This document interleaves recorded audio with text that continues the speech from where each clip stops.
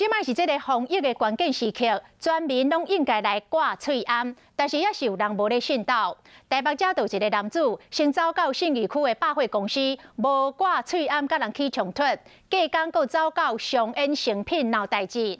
警方到场逮捕，发现伊佫是一个通缉犯。另外，宜兰毛太太西大卖场歪挂喙罨，甲两个店员起冤家。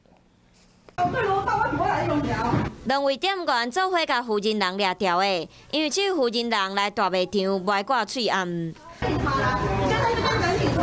代志发生伫宜兰一间大卖场，负责人来设计歪挂喙罨，店员甲口抗嘛无效，两位店员只好做伙甲伊压制。明明是防疫的关键期，伫信义区嘛有一位查甫人歪挂喙罨。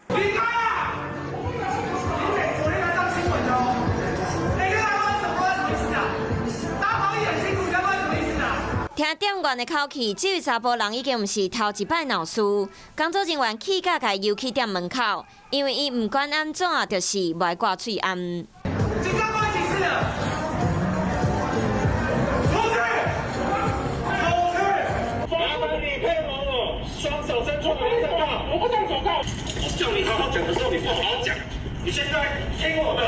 案件到现场才发现，因为妨害风化案无去开庭，根本是通缉犯。搁来卖场闹事，17号伫松恩成品，16号搁走去信义区的百货，嘛和工作人员起冤家。